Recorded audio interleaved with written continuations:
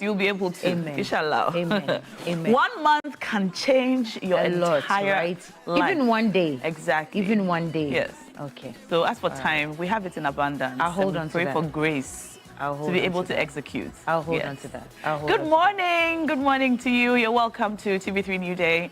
Like Cookie said, we're wrapping up the month. Today is the last day of the month, and we hope that grace and mercy follows us into the month of August. When I was in JHS, Cookie, Dara School Teshin, we had a guest preacher on Wednesday, and he said that if you have two friends, name them goodness and mercy and let them follow you. Oh, wow. And as a child, it sounded like the silliest thing, you know. If you have two friends, name them goodness and mercy and let them follow you. But as an adult, you know, reflecting on now it. It's resonating with you, right? Exactly. Your friends who follow you in actual life must come with goodness and mercy and kindness and all things good. If your friends bring disruptions, don't take them into the month of August. And block them. Block, delete, cancel, remove. If you don't like where you are, change it. Okay. Amen. Amen. The word for the day. Words of motivation from Cookie tea. Ashoko. Yes, baby girl. Your pink is tapping though. Well, thank you. Thank you. I was just about to call you. As well. It is. Oh, yeah, girl, right? I knew it. Yeah. I mean, I know her signature. You know. So when I see her clothes, I know. Yes, it's from Socials. This is very beautiful. Hi, Sharita. Good morning to you. F1. I hope you're doing well. Anyway, and to all our usuals who wake up every morning to sign up and sign in with us, thank you very much. Ebo Samoni, Kocho, Dengue, Theodora, Aqua, Randashal, and the family, all of you who watch us every morning. Stephen Peng, I haven't mentioned your name in a long while. You keep sending messages. Good morning to you. Good morning to every single one of you watching us at this moment. You decided to wake up. You chose us. You put your channel here, right here, TV3, and you're watching TV3 New Day. We are very grateful that you chose us. God bless you so much. We do hope that whatever situation you find yourself in, as the day grows on you, your problems would also vanish in the mighty name of Jesus. Amen. So let's quickly go through our lineup for today. Well, I'm not sure if Johnny will be biting, but we will know in no time. But of course, we'll be getting into the big issue for the day. And I'm told that we're taking a look at cabinets approving rotos with modern collection systems. And we are also going to be discussing the Bawku unrest. It's a very tragic moment in Bawku. You know, that's where I come from, right? Oh, you are from Bawku. So every time I hear about these things, I am not happy at all. I mean, in the last few months, we enjoyed some relative peace. Binduri was very peaceful. Most of the callers who would call in the morning, I would inquire how everything is going. And they'll say, oh, it's peaceful. Everything is going on well. And then all of a sudden, the unrest has started again. My brothers and sisters, I am just appealing to all of us to please be patient with each other so that we can have some peace finally in Bawku. Have you lived in Bawku? Good morning to all of you. Yes, I lived there. Lived there. Yes, until I cannot remember, but I was a very young, little. Yeah, exactly. Okay. So please, let peace prevail in Bawku. Thank you. So I was reading about the history of the conflict because for as long as I can remember following the news. Yeah, even before you were born, right? Yeah, for as long as I can remember, it's like my whole life. So I looked up the beginning, the history, how it all began, and apparently dates back to the pre-colonial era. And it's pre-colonial. The British were involved in the disputes between who should be chief, the Mampusis and the Kusasis. And even though it began with the Mampusis, with British colonial masters on their side, after the post-colonial era, there was a shift between the Mampusis and the Kusasis. Until this day, the conflict, the chieftaincy conflict has not been resolved. And the question I ask myself is, we've seen a lot of mediation attempts. We've seen a lot of attempts to bring calm or restore peace or order. So it is clear between the Mampusis and Kusasis who's supposed to be enskined at any particular time. Until this day, and from what we see currently happening now, that has not happened. Do you think, I mean, that's what I was asking was the last time you were there. Do you think, well, I'm sure you have relatives and people who can give you first-hand information, that there is any end in sight? I mean, I think there's nothing that is impossible in this life. So long as you're willing and so long as you put your mind to it, I think there can be peace, and there will be peace in Bawku. That is what I foresee. And remember that the president also tasked Dia Santihine Otunfo Osei Tutu to also be at the helm of affairs, mediating and making sure that there is peace. If you ask me, these are my people. We are very understanding people, and I know there will be peace in Bawku in no time. And that's what we look forward to. There will. But today we're going to focus our attention on the schools in the upper in Bawku. Yes, upper the schools east. in Bawku. So the Bawku SHS is it please help me pronounce it. Navlugu. Navlugu. Yeah, Navlugu. Yeah. SHS. We have heard about unfortunate killings, deaths of 3 students. And the GES has released a statement asking, or actually shutting down the secondary schools which have been hit by the violence. And so we know that the Bawku SHS, the Nalerugu SHS, and the Zwarungu SHS are the schools that have suffered some deaths and injuries and significant damage to school property. Very unfortunate. Our hearts go out to the parents, the families, and the students, really, who are very traumatized at this time. And it comes at a very bad time because the WASI exams are just around the corner. And these students are very traumatized and afraid. The GS is taking steps to ensure that the students who are set to write their exams, the WASI exams, is not disrupted. They have the protection and security they need. But you think back to when you were writing SHS, WASI or BECE, the pressure that was on you as a student with no problems. And think about these students who have to write their exams with military protection, military presence, and violence, which they might have witnessed and are afraid of. And, you know, just the psychological trauma that these students might be going through right now as they prepare for their exams. And the GES is trying its best with this. They released a press statement yesterday. We'll share with you later on the show. But if you're watching us from Bawku this morning, if you have a student, a child who's writing the exams, or a child in one of these schools, we'd like you to let us know exactly what's going on. Let's just get a sense of things. That we weren't planning on doing this for this morning. No, we were not. We were not.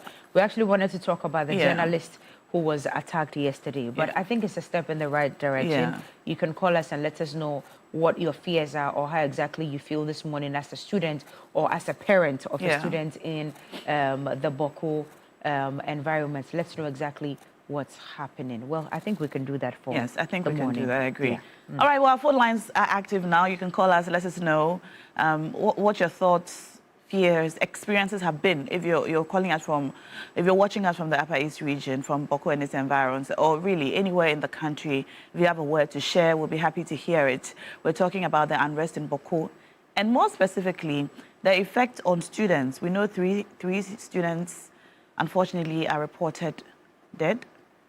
A lot of students are reported injured. There has been a lot of damage to property, school property and personal property of students, teachers and school authorities in the area. Our phone lines are active. You can call us. The number will be on the screen shortly. But as always, we're cashing out today. And you know, when you see Cookie with her pearls, when the pearls come, it's a day for good money. Why are you Cookie. like this? Why are you like this? Cookie. Why are you like this? How much are we giving away today? 2,000 Ghana cedis. Coco, today, advise me, how many people should I give that 2,000 to? So 2,000 Ghana cedis going out to 8 people. 16,000 cedis. Yes, ma'am. On the show today. Yes, ma'am. 16,000 Ghana cedis. Yes. Evans, I see the shock on your face. So yes, 8 of you taking away 2,000 Ghana cedis in total of 16,000 Ghana cedis. Just start dialing *439# *439# if you're a Telecel or MTN subscriber this morning. 2,000 Ghana cedi going out to 8 of you. 2,000 going to 8 people. So please start playing now. So please make sure you're choosing option 2, which is the TV3 option, and you are good to go. So please start playing now. Do not wait till we start dishing out the money before you start playing. That could be a little too late. You want to start playing now so that your number can keep recurring on the dashboard to be selected as a winner of 2,000 Ghana cedis this morning. So please get into the game right now. And unfortunately, now yesterday you heard the story about that journalist who was attacked by some military men yesterday. TV. I think that it wasn't a good showing at all. Yes. What's been the response though? So what's the military yesterday we heard that there was a demolition exercise happening at one of the warehouse locations of Magdan. Now, while we were following the story, I saw a post on Facebook by Roadlin of Joy Prime calling the attention of the president, saying that one of her colleagues had been assaulted by the military. So I quickly went online to search, and I saw this video. In this video, what we saw was that the journalist was interviewing an eyewitness. It seemed like a very quiet interview. There was nothing weird or unusual happening. Then suddenly, 3 men in military uniform approached the journalist and the eyewitness and began to assault the eyewitness. And the journalist asked what was going on. And he was also asked what he was doing. He said, I'm a newsman. I'm a journalist. I'm a reporter. I'm just here to do my work. And then it appeared that his camera had been pushed down because after a while we only saw that the feed was on the floor and we could hear the voice because the microphone was still activated. Shortly after, see here, that was the assault on the eyewitness right there. And then shortly after, they told him, go and join the car. Go and join the car. And then we heard one of the members of the crew, not sure who, was talking in the background that he had a feeling that something was going to go wrong. He just had a feeling. And that's all we heard.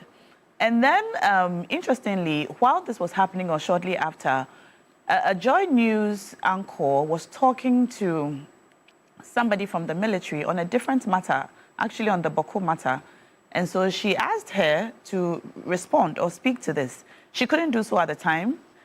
She said that, well, this is a national security operation, and she would rather the national security operatives were questioned, and she could not be ambushed with such questions on the show.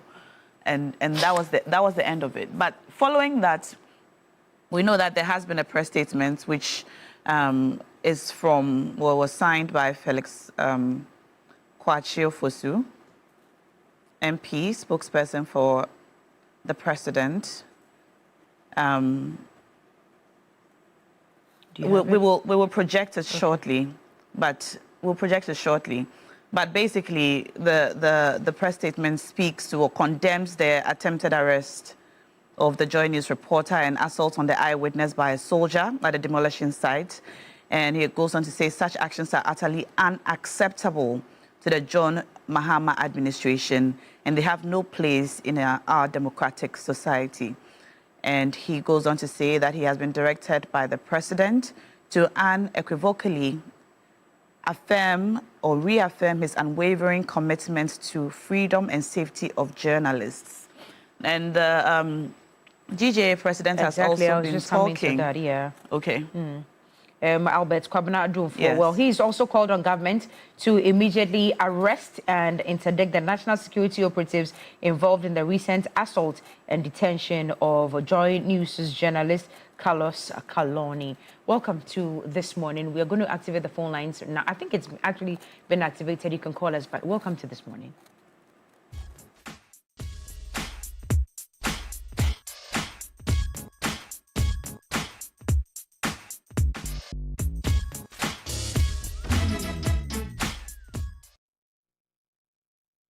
So, reiterating yesterday what the GJA president, Mr. Albert Jomfo, said, he, in his own words, and I'm quoting, says, "We expect the government, even though we welcome their condemnation, to immediately interdict and arrest the security officers involved and begin investigations. If, after investigations, they are not guilty, then they can be released. But what is the meaning of just issuing a directive for the investigations while we sit back and watch?" He asked yesterday. So hopefully the needful is done. But I'm told the first caller is on the line already. Hello, good morning. Hello, good morning. Good morning. Good morning. How are you doing? Very well, Mayor. Your name and where you're calling us from? My name is calling from Amamole, the Ghana Principal. Okay, let's hear you, man. let me take this opportunity to greet my municipal chief executive, Honorable Akwete Agbo. I'll go to these journalists that were speaking yesterday. They are eyewitnesses, rather. You see, I wonder, look at Abrekumanov. We saw what happened. Immediately, the policeman was brought before the law. What about the military? So, meaning we have a law that protects the state security. I don't understand. Because this is clear evidence. You can see the picture, the military, only the specs that you can identify him well. But even me as an individual, I can identify them. So the law should take its course today. It's becoming. Why is our taxpayers' money that has been given to you people? You see, if you don't want the media to come and cover it, then it's meaning you are doing something that is illegal. You understand? So I will beg those who are in charge to deal with that military men who do that. It's not good at all. Thank you. All right. Thank you for calling us. You can also do so and share your thoughts with us this morning. The number is right there on your TV screens. We're talking about that attack on the journalist yesterday, Carlos Caloni. He is with Joy News. He's with Joy News, and yesterday, I mean, by all standards, that was wrong. It shouldn't have happened. Oh, today is Thursday, so that was on Tuesday, actually 2 days ago. So do let us know what your thoughts are. We'll be right here, and then we'll be reading your messages as well. Please make sure that you keep them coming on Facebook. We'll do well to read as many as possible before we move on to other things this morning. Do we have another caller on the line? Hello, good morning. I was listening to June 4 yesterday. So I'm told there's we have another caller joining us. Okay. Hello? We lost you there. Yeah. Sorry about that. Please call us back. Call us back. The phone line is active. Number is on the screen. And while you call, you can also cash out. Dial *439# and win big on the show this morning. So I was listening to the GGA president yesterday during an interview, I believe, with City News. He was obviously very livid, and he spoke about a few things. But top of them, or what stuck with me, was the fact that he says that it appears that year on year, the number of attacks on journalists that we hear about, I think it was Joy News, it wasn't Joy, is up to 12. It's never gone above 12. Yeah. But in the 7th month of the year, we are hearing of attacks. We've been hearing of attacks. I mean, we all saw what happened at Ablekumanos. Yeah. We've been hearing of attacks, and this is attack number 12 in the 7th month of the year. And that goes a long way to affect press freedom. And, you know, press freedom index. Yeah, index. Before now, or well, up to now, Ghana has been doing well and appearing well on the index, so to speak. But seeing that these attacks are happening and we don't see any actual, you know. Exactly. We don't see any actual steps beyond investigations. Yeah. That's where it ends, actually. Exactly. Yeah. And that was the issue, that, well, we hear you about investigations, but they should be interdicted. Yeah. While the investigations are going on. Yeah. And if they're found not guilty, they can be let go. All right, we have another caller joining us. Hello. Hi. Good morning, sir. What's your name and where are you calling us from? Okay, I'm Chris from Bawku. Chris, welcome to the show. Thank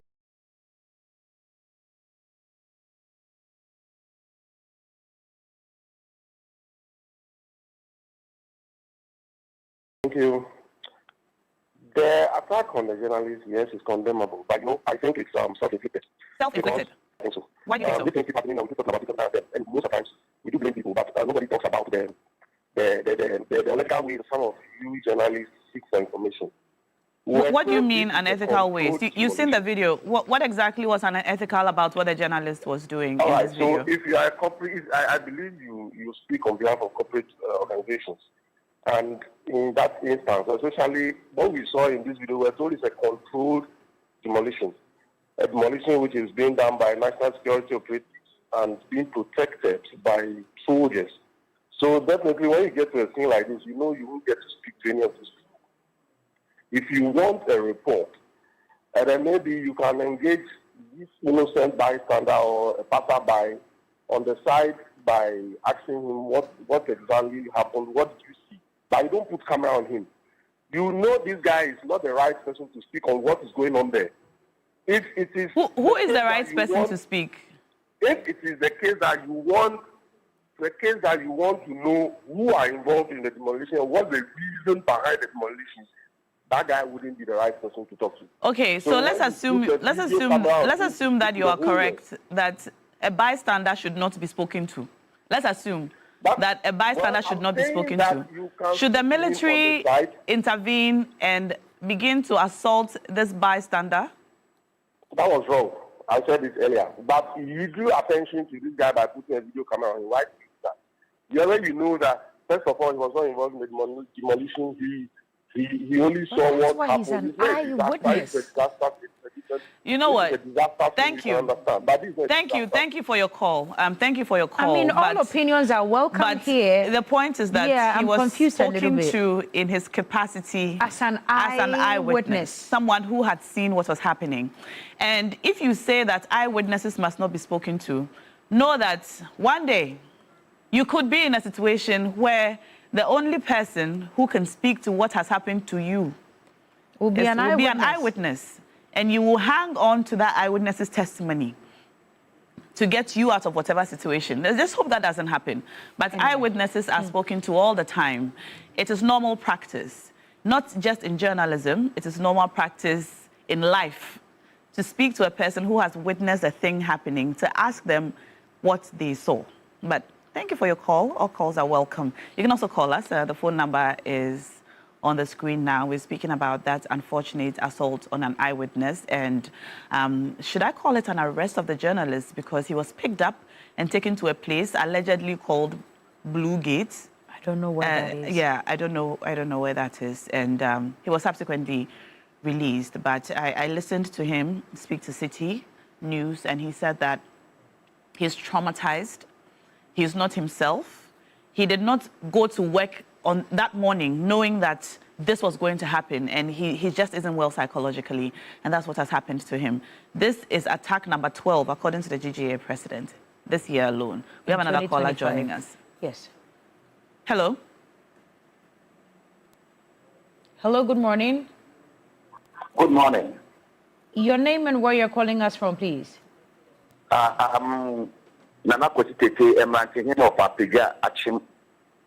Nana Anope Yakwaba. Yeah. All right. Nana Pacho, we are listening. Yeah, what I want to say is that you need a military rule.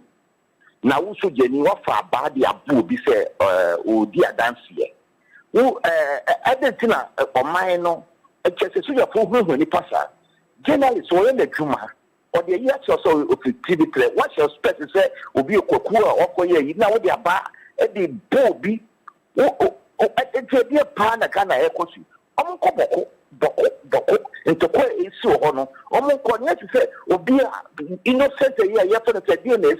Now, what for a bar at the bonus? If it's 3 or 4 penny for no, only a much a TV, because it is Ghana near be sound one sky on Kunkumi Pabunipano, a chum, to say your democracy, Manuasi. Nana, Yadasisa Freya and Opawe. Well, he's also adding his voice to the condemnation from some of you out there. He says that no, Ghana is not in a military rule, and what the military men did yesterday was totally uncalled for, and he condemns it totally. Mensa Majid from Bechem says, good morning, Cookie and Na. Peace must prevail in Bawku for the students to write the exams. The students are our future leaders and something must be done. Queen Ame says, some men in uniform will never learn sense. They have forgotten they are in Mahama's administration. Evans 1G8 says, Ghanaian laws work against civilians and the poor. read my comment and let your viewers hear it. All right, I've read it. Prince Nana Yok, good morning to you as well. Keep sending your messages. I'll read as many of them as possible. I'm told another caller is on the telephone lines. Hello, good morning. Welcome to TV3 New Day. Hello,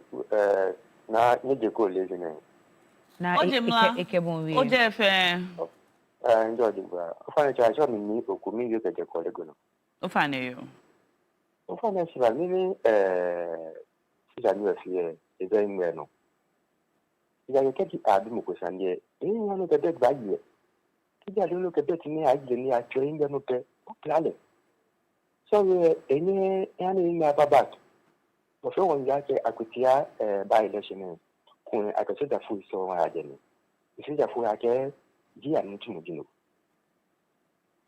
nkaji abi mu kusane no kenya yile imagine how you think that akutia the men of the ayi mu fiamu na apla mu fiamu kaji abi mu kusane o yimo do na mu sane aya bi bia ne mo ni ye excavator ya abi tane alobo sida na abi busane aka palin ba yule obla no ba yule kake nini sejafu efi enyi kejile andi bangwena ibashe ko lekula tungulu okela ke kebi she lekula lawu la yo lekula shom ko tana ba bile chande na bi mu ba go mu wi ajile andi bangwena lo. Okay, ofa no you are done. Ita lura tana ko ni ajile bi tumo. Ofa no you ajile ba ke e ba de ba yime akele ba that's quite many no again. You are doing. And that's me lending his voice also to this matter. He says that he doesn't think what the soldiers did was right, and that the soldiers should ask themselves if they would like it if that was done to them. And that, yeah, they didn't do well. He totally condemns what happened, and we appreciate your call. And we're all agreed, really, what the persons in the soldier uniform claiming to be national security operatives did live on camera, you know, assaulting a civilian who was unarmed and was just talking to a journalist. That we saw live on camera. And then the rest of it was all voices. And then we heard them asking the journalist to join a car. He was subsequently taken, according to the cameraman who was with him. He was taken and later released. He says he's traumatized, and understandably so. Let's take a look at the government's response to this assault. All right, so this is the letter, bits of which I read earlier, signed by Felix Kwachi Ofosu. And it was written yesterday and released yesterday. Government condemns the attempted arrest of Joy News reporter. Government condemns the attempted arrest of Joy News reporter and assault on the eyewitness by a soldier at a demolition site. Such actions are utterly unacceptable to the John Mahama administration and have no place in our democratic society. I am directed by the President, John Dramani Mahama, to unequivocally reaffirm his unwavering commitment to the freedom and safety of journalists. Yeah. A free and unfettered press is a cornerstone of our democracy, essential for accountability, transparency, and informed public discourse. Government also reiterates our commitment to ensuring the safety and security of all Ghanaian citizens, whose rights must always be protected. Government has accordingly directed the Minister for Defense and National Security Coordinator to investigate the incident and ensure that the appropriate punishment is immediately imposed. Appropriate disciplinary and punitive measures must be applied without delay and to ensure accountability and prevent future occurrences. All right, so that's the response from the President. Another caller is on the line. Hello, good morning. Welcome to TV3 New Day. Yeah, good morning. Yes, sir. Your name and where you're calling us from? My name is Ofori. I'm calling from Kwabinya. Ofori, let's hear you. Yeah. About the issue of the soldiers and the eyewitness. Ofori, go ahead. Let me initially condemn what happened. But I'm disappointed in the, how do you call it, DJ president. You are calling on the president to take action. Meanwhile, when the Abritma incident happened, you didn't call the president. You called the IGP. So why don't you call the CDS? And you are now calling the president to take over. I think you get my Yes, I'm listening, sir. Yes. So you should rather call the CDS to take action about the happiness, but not to the president. If it is the police, you call the IGP. When it's soldiers, then you are calling on president. It's a hypocrisy. Thank you very much. Thank you for your call as well. Please do call us. Let's know what your thoughts are also. Samuel, okay, I cannot read that. Some of the messages that are coming in, kindly be guided with the choice of words that you use, because if you do that, we would not be able to read the messages that come in. So if you want your messages to be read, then please be civil about it.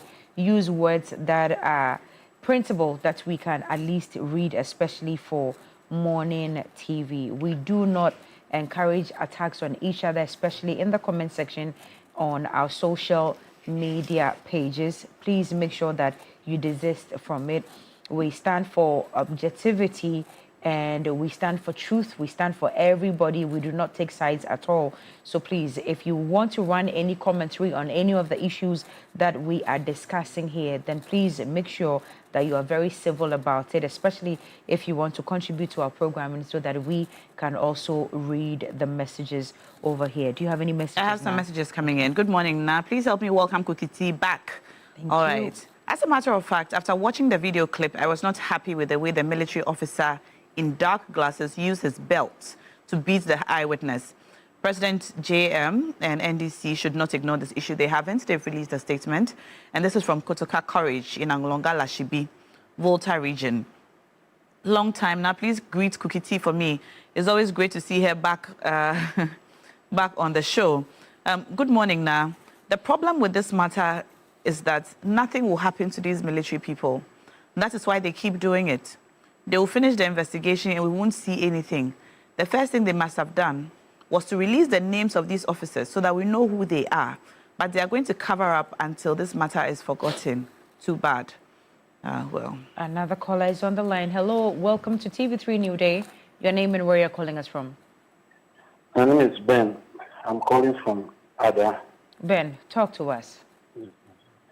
I do condemn the assault on the military officer, on the eyewitness and then the journalist. It's uncalled for. It's about time our officers realize that they are there for the people, and the people's rights are in their hands to be protected. But for Madame, for the hardship he brought on the people of Ada and the assault. People, even the journalist, even died in the process. So what he's going through now, or his place being demolished, is a cake of what he himself has placed on the people of Ada, and he's enjoying it now. So as for him, I don't have any problem with him. But I sympathize with the journalist and the eyewitness. Thank you very much. Ben, thank you for calling us. Abugbila Godwin Kamiel says, good morning, Aaron Cooking. Shalom from the people of Kusag. It saddens me to hear government is enforcing peace. I want to know what happens to law enforcement. That can't be done. SARS are turned into chronic. That is what we are currently experiencing in Bawku. This cap will surely pass. The Binduri boy, I'm not sure what your last part meant, but yeah, thank you for your message. And then Ken Rack says, these are the reasons why we are against party recruitment. These military officers assaulting the eyewitness and the reporter were recruited in Nanado's administration. Ken Rack, I don't know how you came by that, but let me just finish what you said. Now he says, now he's tasked to tarnish Mohammed's government and he must be punished for that. This is unacceptable and it shouldn't be swept under the carpet. I cannot back what you are saying, but of course I had to read out your message. When you do send us messages, make sure that it is backed by not only facts, but truths as well. Prince Nanayao says, I'm very sad to see military men assaulting a journalist and an innocent citizen in such a manner. There could be a way to tell them to leave the place without the attack. I think the security services in Ghana need to be trained on how to handle journalists and the people in general. Okay, I've read this one already. Atamba Eric says, this is very bad on the part of the military men. The government's condemnation is not enough, but actions should be applied. The law must work. All right. Thank you very much. If you don't have any more messages, then I would read. Let me read one more, and then now you can read the press release from the military for us. Gafwan Galu says, good morning, TV3. I'm watching you live from Wa. My regards to the incoming flag bearer of the NPP, Honorable Brian Champon. This assault we saw yesterday indicate how John Mahama's administration intends to use state security to intimidate legitimate Ghanaians doing their work. So you say, Gafwan Galu.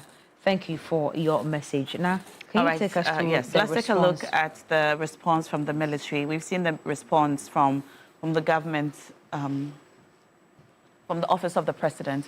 This is a response from the armed forces, all right? Ghana Armed Forces commences investigation into inappropriate conduct of soldiers. In line with a directive from the presidency, the Ghana Armed Forces wishes to inform the general public that investigations have begun into the inappropriate conduct of some soldiers during an encounter with some journalists from Spintex in Accra, today, 30th July, 2025. The Ghana Armed Forces wishes to assure the general public that the investigations will be thorough and those found culpable will be dealt with accordingly. The Armed Forces remains professional and will do everything possible to maintain its known high standards. This was signed by the Acting Director General Public Relations, V.A. Arhin, Captain, Ghana Navy. All right. So this is the statement that the GJA president has been responding to. He asked for a very specific thing, timelines. We need to know what the timelines are. When should we expect to hear back from you? Are you going to interdict these soldiers while you investigate? What are you going to do while the investigations are going on? Are they going to be up and about, living their lives, putting other people in danger? If these soldiers, this is how they behave, should they be left to be, out and about? These are questions that have been asked. And, well, we're yet to see or get any response to his questions. And if you listened to him yesterday, he was very concerned and unhappy also because of the number of journalists who have been attacked in this year alone.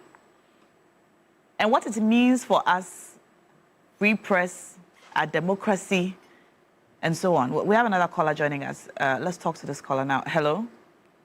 Hello, Nah. Hello, good morning. What's your name? My name is Abdul Manan, calling from Wa. Welcome to the show.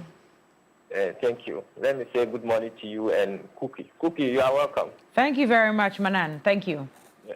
All right. I would like to also contribute to the assault that was meant for the journalists. I think it's very bad in this our current society as we are, because journalists are mostly like a mouthpiece to whatever happened in this country. They are the first people that will bring the news to us. But what I'm a bit confused about is mostly when they go for this demonstration, they go with journalists. So I don't know whether he was part of them or... It was not a demonstration. Demolition. Yeah. Yes. So what they did actually is very bad. Even he was not part of them, but since he's a media person, they don't supposed to assault him. And then I want to talk small about the Bawku incident. this issue is dragging the whole constituency or the whole district backwards because no development can go there. And if the people themselves can testify, most government institutions that were operating in the district, all of them have moved out of the district. So if you want to lead as a chief or a king, you want to kill all the people and rule which people? Definitely, you have to rule on human beings. So if you are killing yourselves, after killing all the people, who are you going to rule?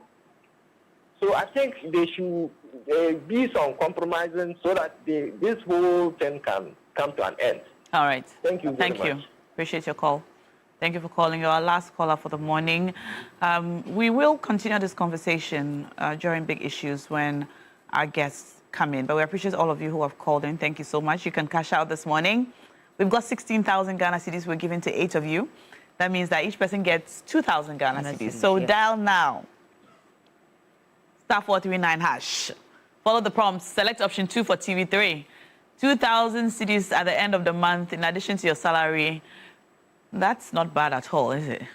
So go down now, *439#, and be one of our 8 winners this morning. *439#. Dial and win big. We're cashing out big today. And we'll see whether we can give you some bonuses as well, all right? So if you don't win the ultimate 2,000 cedis, you could win 200 cedis or 300 cedis here and there as part of our bonuses on the show. So dial now and win big. You're watching TV3NewDay. We'll be right back.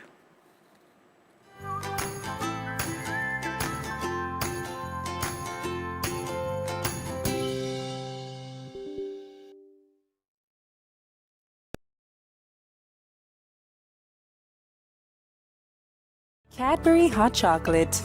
Crafted from cocoa, milk, and sugar. Creamy, chocolatey, frothy goodness, rich taste, so satisfying. Cadbury goodness, the treat you deserve every day. Shop and shop again with Maggie in the Maggie Double Chop promo.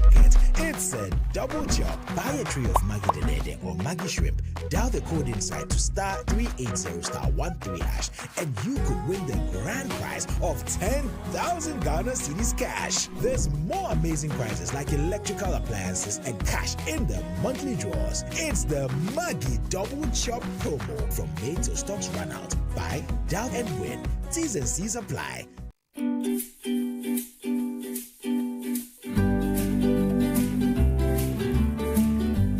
Every morning, I wake up to this miracle sleeping soundly. But mornings weren't always this peaceful. I remember the sleepless nights, leaks that woke us both up, damp clothes and tears. And all I wanted was for my baby to be dry and comfortable. Then I discovered Flora Kids baby diaper. Its maximum absorption keeps my little one dry all night, giving us peaceful, restful sleep. And the stretchy side tapes, they make sure it's comfy even when she's on the move. Thanks to Flora Kids baby diaper, our nights are calm and our mornings are full of giggles. For bulk purchases, call Delta Paper Mill on 0243 033 033. In uncertain times, it can be hard to imagine yourself completing the CIMA professional qualification. But with our new digital-first learning and assessment platform, you can. The CGMA Finance Leadership Programme, or FLP, gives you control over your study progress. The CGMA FLP is a remote-based, self-paced learning platform that lets you qualify from home with online assessments and study support. My head really aches, feeling cold and feverish. Sorry. I know the solution to your problem. It is Procode. Procode? I bought some 3 days ago, but I'm not seeing any improvement. You can even have a look. This is fake. Let's go to the drugstore. Please, we want Procode. No, not this. Oh, but this does the same work, and it's even far cheaper. No, we insist you give us Procode from Kojak. I don't understand why people give this fake Procode, and where they don't give the fake one, then they give you a similar one with a different name and tell you it works the same. But it is not so. If it's not Pro Code from Kojak, then we won't accept it. So this is the original Pro Code. It has the logo and Kojak boldly written on it.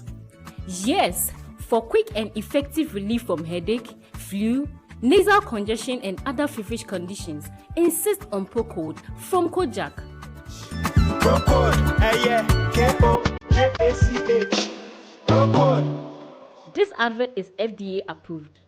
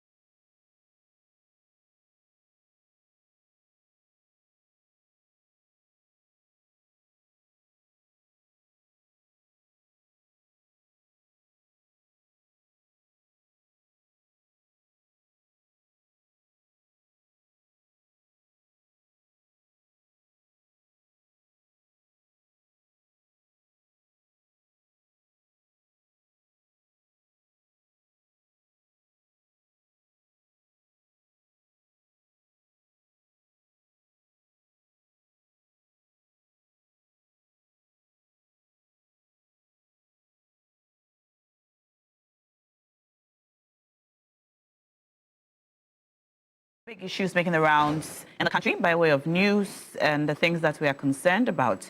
I see some of you have already started sending in your thoughts on the issues we have tabled to discuss this morning. We're talking about the Bawku unrest, specifically the effects that it's had on education.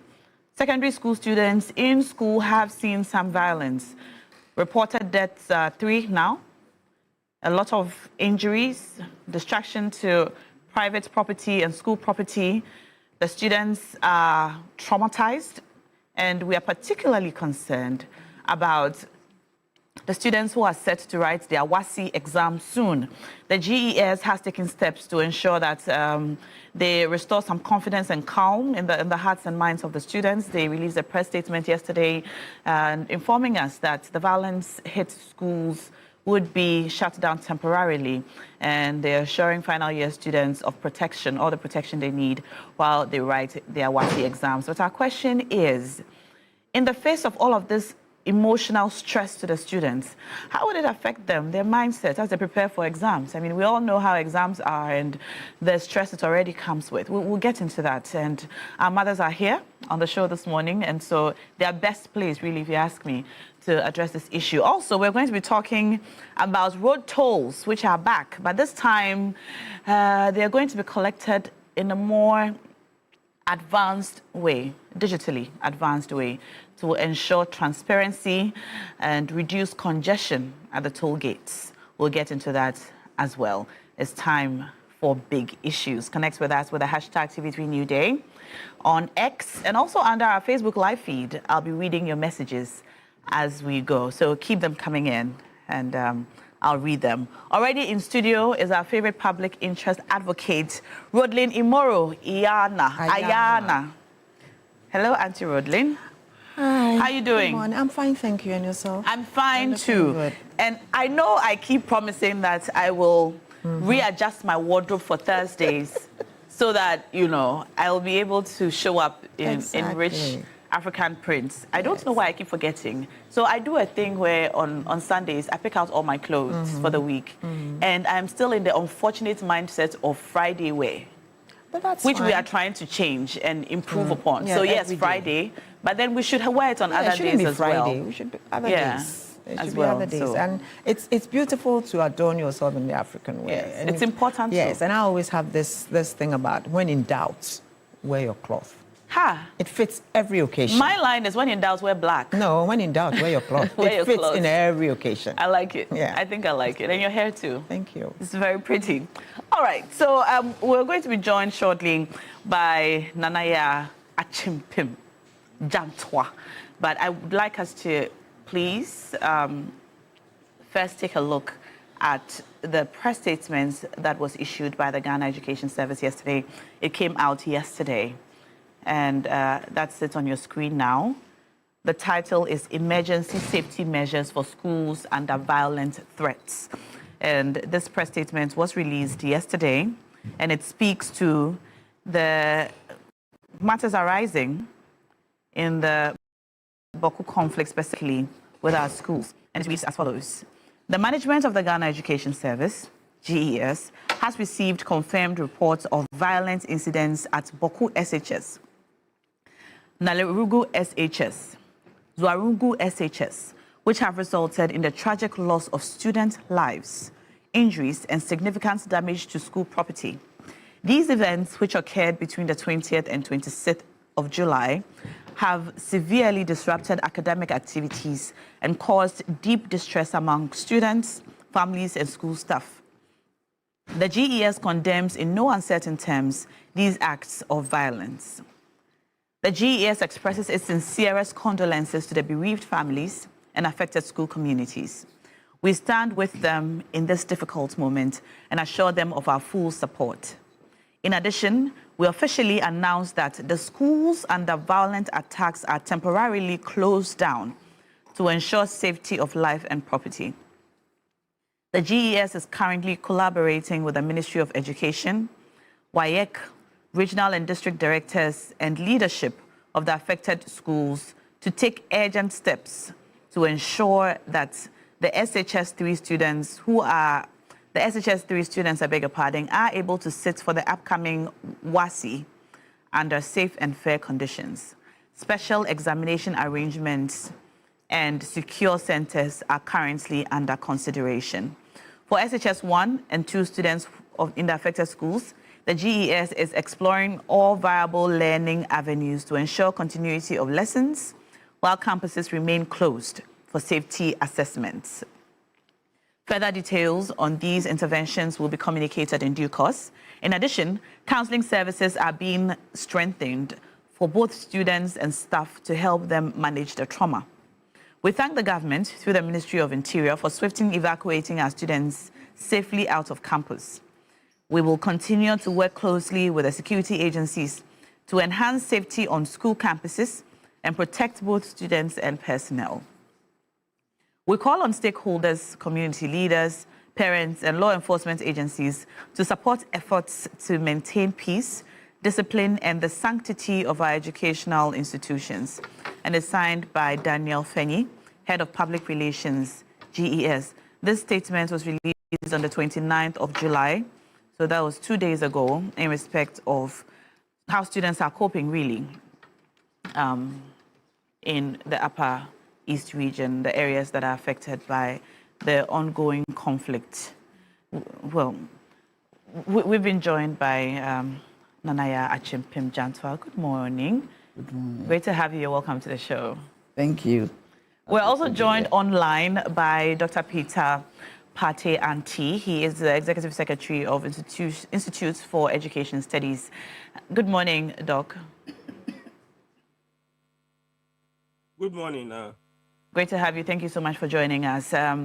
Among the things that we are concerned about as parents and Ghanaians as a whole is how the ongoing conflict, the deaths that have occurred, and the trauma the students have experienced, especially the final year students, would affect their preparation for their WASI exams. Now, we will talk to a clinical psychologist on exactly, how to cope with their emotional state. But from where you sit, does the directive or the letter from the GES and the steps that they are taking help the situation for the students?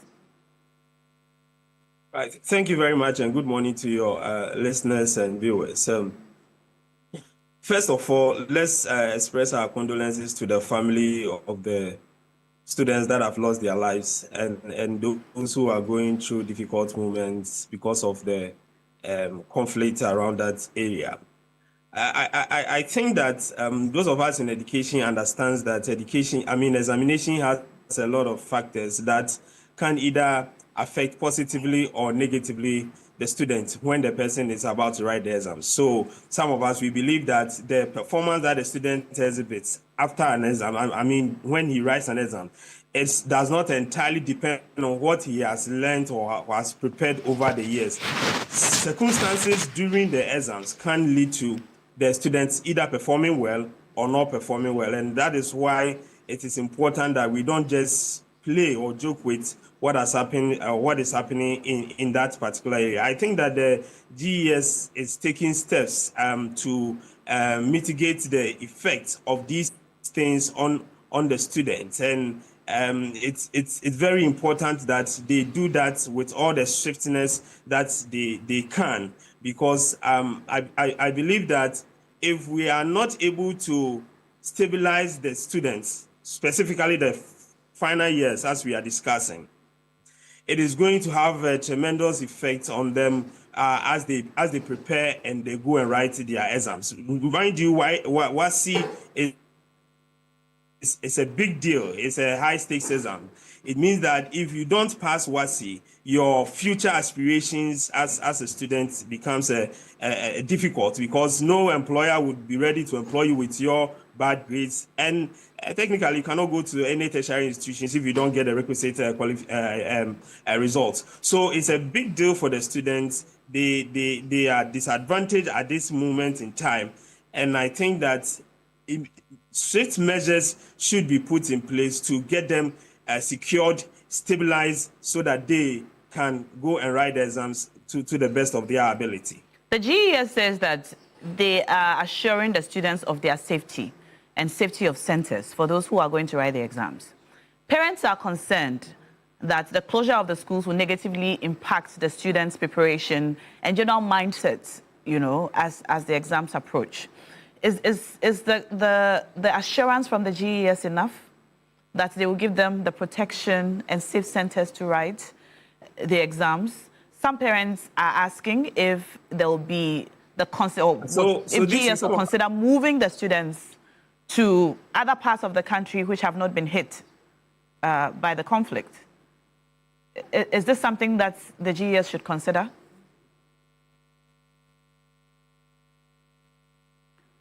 Dr. Auntie, can you hear me? Okay, it appears his feed is frozen there. We'll try to get him back on the phone lines. We will be talking to a clinical psychologist who will join us shortly, Dr. Seth Mawusi Asafo. He's a clinical psychologist and he's also an educationist. He's a lecturer at the University of Ghana, and so he'll be coming from the point of view both as a teacher and also a clinical psychologist to help us address these issues better. But our mothers are in the studio as well. And, Dr. Auntie is back. Hello, Doc.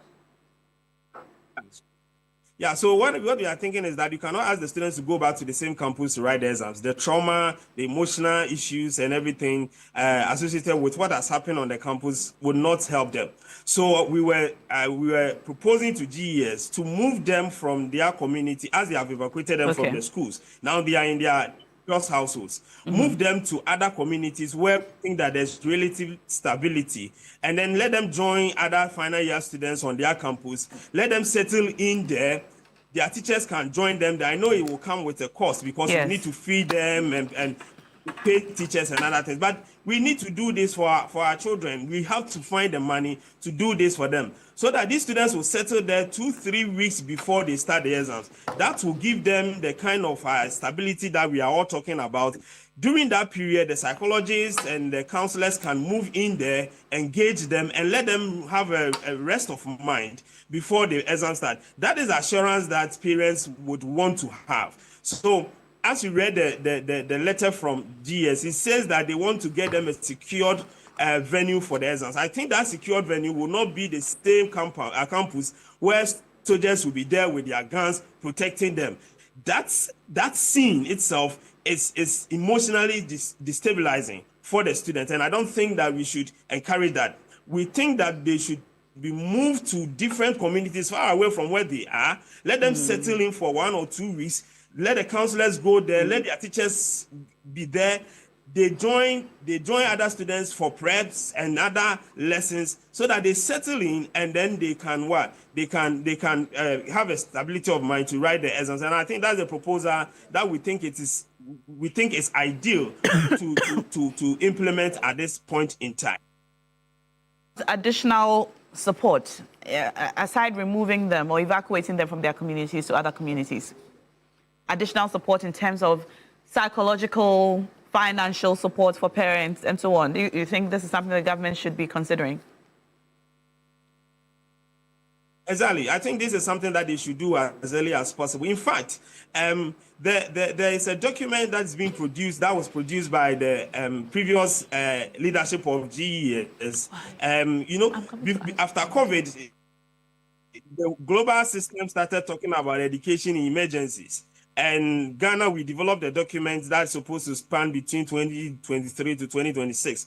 And in that document, it outlines how we should handle issues like this. And I'm thinking that the leadership of GES, the current leadership of GES should have read their minds to that particular document.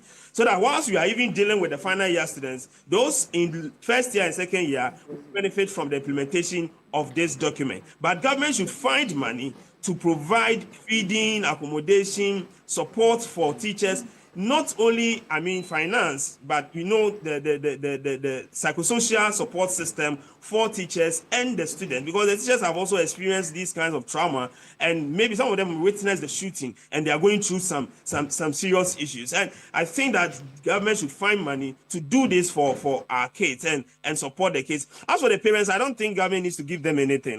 I mean, there might be compensation for those who have lost their loved ones, but for the students going to write WASI, their parents need not to be given anything.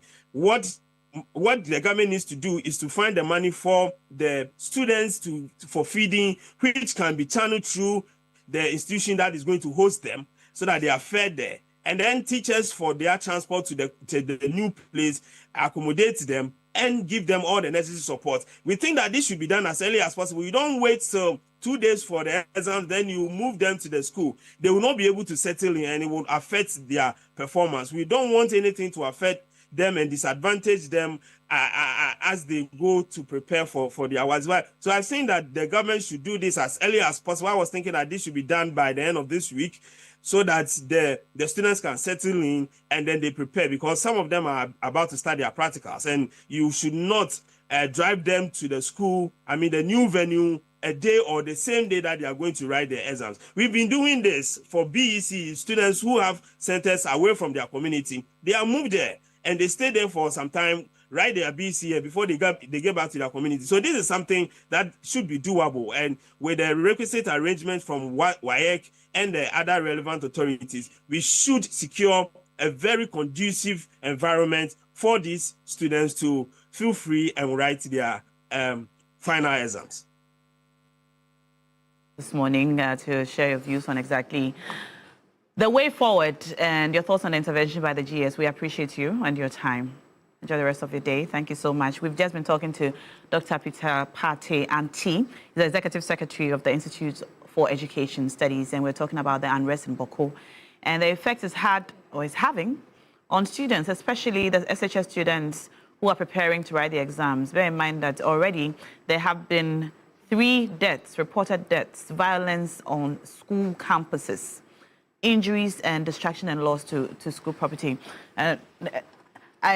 I always say this, that my favorite person to come to nowadays on history, on things that have happened in the past that we need to know about and be concerned about is Roadlin. Now, I'm happy you're here today because you're from the Upper East region. You're from Bawku itself. Well, yes, from Bawku, I'd say. I was reading on the history of these clashes, when it started and why it hasn't ended, because I was saying earlier that for as long as I can remember, since I was in JHS, we were hearing about these conflicts, and I found that it's actually pre-colonial. It started in the pre-colonial era or during the colonial era, and it doesn't look like, at least from what we have seen and what we have learned, that there is any end in sight. It's a very unfortunate statement to make, really, but from where you sit and what you know, what can you tell us? Okay, I'd like to say good morning to our viewers. I'd like to say good morning to the Bawku Naba Asigiri Abugarago Azoka II, Zuguran of Kusagwa, and to all other people living in Bawku and Kusag in general. Your last statement is not true. Okay. There is an end to this whole thing that is happening. And I do take that back. Well, I do take that back. It's because, you see, we seem to get people coming and speaking about Bawku when they don't really know, they don't investigate further about things that are happening in Bawku. And therefore, we tend to take the textbook explanations of certain events. What I just heard is a textbook explanation. If you don't know the dynamics that are happening within the confines of the Bawku traditional area or the Kusag traditional area, then you will come out with all these suggestions of taking them from here, taking them from there, and all that. But if we're going to go historical, which I don't want to delve into because that is something that is very sensitive, lots of talking has been going on. All I can say is that there is a mediation going on right now between the factions, which is being led by the Asante Hene. And all of us are inclined to hold fire, to keep the peace, and make sure that whatever comes out, we will all be able to accept. As we sit now, the government has committed the military to enforce peace. And that is what we are looking at now, enforcement of peace. government says it has tried peacekeeping, and the peacekeeping had not brought in the required results, and therefore it's now peace enforcement. As to how that is going to work, we do not know. But Bawku used to be a very lively, big commercial town where you have major economic activities happening. It has a majority of gateways to the Sahel, so that all these big trucks that you see loading things from the Tema Harbor, from Takoradi Harbor, from wherever, all traders were using Bawku as the main transit town like you would see in Aflao. So this was a very, very vibrant town. But today, Bawku is a shadow of itself. Bawku is, someone would say, a no-go area. There's no economic activity. There's hardly nothing happening in Bawku except for this whole idea of conflict. And people try to embellish the happenings that are happening in Bawku. The reportage is not accurate. The reportage sometimes is scary, it's everything. And it's like sometimes, yes, we have loss of lives, which is regrettable. We shouldn't be killing each other. We are one big happy family. And this whole issue has come about because of other exterior things, politics and all that, has brought itself into this conflict. When you say politics, do you mean ethnic politics or Not national ethnic, politics? national politics. National politics. How is that? Well, you know, in this country, like even after the elections, we heard people say, oh, Mahama got the votes in Bawku. For instance, our 6 constituencies are all NDC. As COSAG, we've always felt safer under NDC. It comes back again to historical antecedents and also political undertones. Bawku, as it stands, it's not just a place for Kusasis and Mamprusis. It has other tribes in there. So if you look at Bawku and you're just thinking like it's Kusasis and Mamprusis in there, that would be wrong.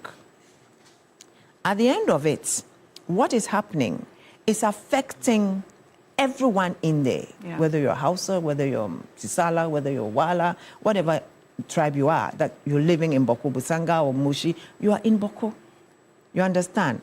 But when the dynamics are played, we are looking at a whole region, that is the Northeast region, which is a Mamprugo region.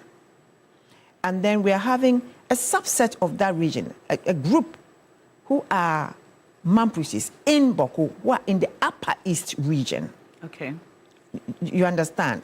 So that is the way it is. So you just look at it this way, that when you go to Kumasi, you have various chiefs, various places. You go to Anlonga, you see a lot of Evers, you go to this. So look at Bawku in that context, that when you get to Bawku, you will find Bises, that's the Busangas, you'll find Wales, and you will find Mamprusis and Kusasis and the likes of them. Do you get me? Okay. So that is how the geography is. Okay. Now, but is it predominantly Mamprusi and Kusasi? No, Mamprusis are about less than 5%. And Kusasi? In the Bawku, they are the majority. Okay. That is why the Bawku Naba is a Kusasi. That is how he's the paramount chief of the Kusag traditional area. Okay. So it is not like the whole of them are Mamprusi and then the Kusasis are there and then... But I don't know if so. Initially you said that a lot of things we know are textbook. So one of the textbook narratives is that historically the Mamprusi have ruled Bawku. Oh yes. That's correct. Yes, that's Even correct. though they were in the minority. Yes, and that's why I said we will not have enough time to delve into those issues because they are very deep issues. They come from colonial antecedents. You understand? And since these are things that are being dealt with the Asante-Hene, and let's just say that Kusa got its independence from 1957, just like Ghana got its independence from colonial rule. So that's how the situation is. So for now, the Bawku Naba has been a chief for 40 years. That should tell you something. and he is the paramount chief right now. And he's Kusasi. And the Zugran, yes, you could say that and the Zugran of the Kusak traditional area. So this is how it is. And I sitting here, if I decide to speak about it, what's going to happen is that people will be thinking that I'm being biased because I'm Kusasi. And I happen to be the second vice president of the Kusak People's Congress. So what I might know, other people might not have an insight into. So I might say what I know, and then other people too will think that maybe I'm being biased. But when I said the classroom talk is what was presented by Dr. Anti? Dr. Anti. If you do not know how Bawku is made up of, how the terrain is, where Bawku Secondary is, where Bawku Secondary Technical is, you understand? And then where the other those students that were killed in Nalerugu, that was northeast. It was not in upper east. The 2 students that were killed were not in upper east. It was in Nalerugu Secondary School, which is in northeast, which is predominantly Mamprugu. You see, you're getting confused because you were thinking that maybe it's the same area. No, it's not. Nalerugu is in northeast. Okay. And Nalerugu Secondary School is such that everybody within the Upper East, Northern region, they all go to that school, like everybody else. 2 students were killed there. Yeah. They were not Kusasis, they were Bimobes. But they are, you would say that they are sympathizers of Kusasis. Does the conflict extend to Northeast? The conflict extends to Northeast by virtue of the fact that Mamprusis in Bawku claim that they come from Northeast. So it is because of their association? Association. Okay. So now the conflict is now being seen. Before, Northeast was never part of the conflict. Bawku Mamprusis were separate. We were dealing with an entity called Bawku Mamprusis by themselves. Then over the years, it shifted to Northeast Mamprusis. Do you get me? So that is where we are. And of course, if you look at history, the Mamprusis in Bawku came from somewhere. So definitely they might have come from the Northeast. Mm-hmm. And therefore, they can still say that we have our relatives in the Northeast. Okay. But as to how many are left there, we don't know. Okay. Okay? So we've always lived in peace. We've intermarried and all that. But like I said, political stuff and all other things has brought us where we are. Where is the Zuarungu SHS? That's Zuarungu is on your way to Bolgatanga. It's also an entity by itself. So it's also away from Bawku. It's also away from Bawku, far away from Bawku. Yeah. It's not next door to Bawku, far away from Bawku. Very far away. Are you getting me? So when they are talking, they keep talking as if all these things are in Bawku. It's not. I come from Patia. My mother comes from Garu. It's 18 miles from Bawku. 18 miles? 18. Okay. 18 kilometers from Bawku. But before, Bawku used to be one big entity. So we all come from Bawku. I don't know if you understand me. I'm trying to. Yes. So we all come from Bawku. You understand? It's like saying you come from Kumasi. You know, but maybe, but maybe you're not from Kumasi. You're probably from the other Bantama, which is a different constituency, right? Or Abripo or somewhere. You get me? Mm-hmm. So that's how it is. So when people are speaking, they speak as if Bawku is just one small place there and everybody... Somebody say, Zuarungu. Zuarungu is far away. Very far away. Bongo is far away. Bolgatanga is far away. Nalerugu is far away. Nalerugu is on the other side, far away. Okay. Are you getting me? Okay. So they are not close. But the center of the conflict is Bawku. It's in Bawku Central. Currently. Yes. But people in the Northeast are affected because they are originally Mamprusis. No, people in the Northeast are not affected. Mamprusis I'm asking Bawku, because of the death at the Nalerugu SHS. Those have been Mobes. But they are in the Northeast? Yes. Okay. They have been, the school is in the Northeast. Okay. Nalerugu is Northeast. In fact, that is where their paramountcy is. So the suggestion by Dr. Anti that the students should be removed to neighboring communities or to schools outside of the conflict zone would be a bit far-stretched. Exactly. It's far. Yes. Because schools where some of the deaths have occurred, it's not even in Bawku at all. No. Okay. So from where you sit, what is the proper way the GES can resolve this issue? Look, this is a place. Then I'll come to you in a moment. I'm just looking at it this way. Bawku, if we should be talking about it at all, it's about the effects that this is having on the young people. Yeah. But basically, this is a place where even children come to classrooms. Children of 5 years, 6 years, 7 years, they come to the classroom with bullets. Bullets? Yes. For guns? Yes, point bullets. Probably seen it in a parent's home or picked up, during the gun battles and things. These are children who are already hardened. And in Bawku Secondary, if you look at Bawku Secondary, it's not just made up of, maybe the people you might not see in Bawku Secondary will be Mamprusis.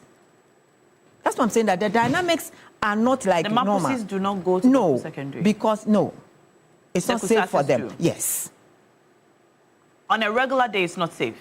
On a regular day, it's not safe. On a regular day, you are not even safe to be there because you have to cross a certain boundary. Are they placed by the free SHS system?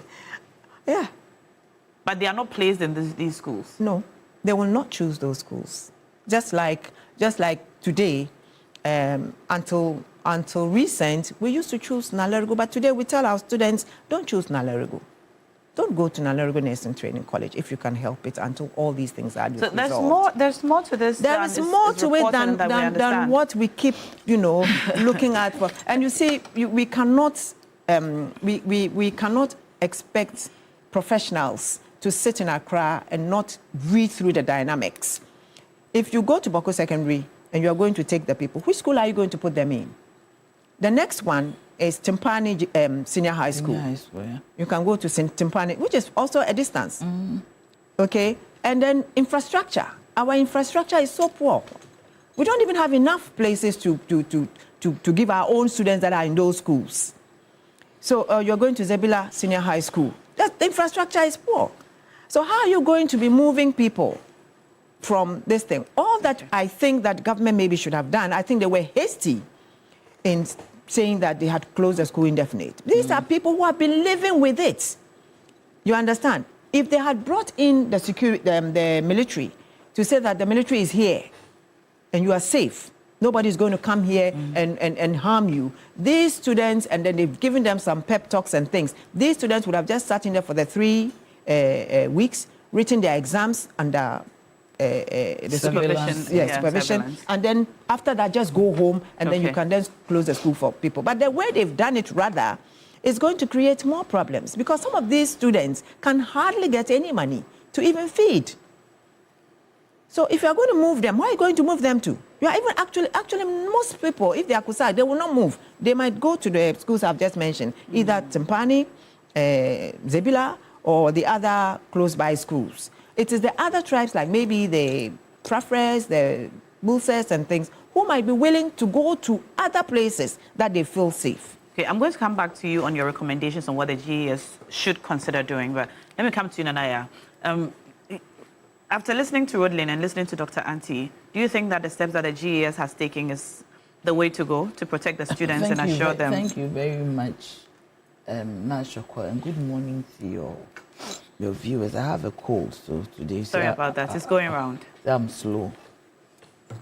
You see, as Auntie Roadlin was speaking, and me, I'm familiar with the North.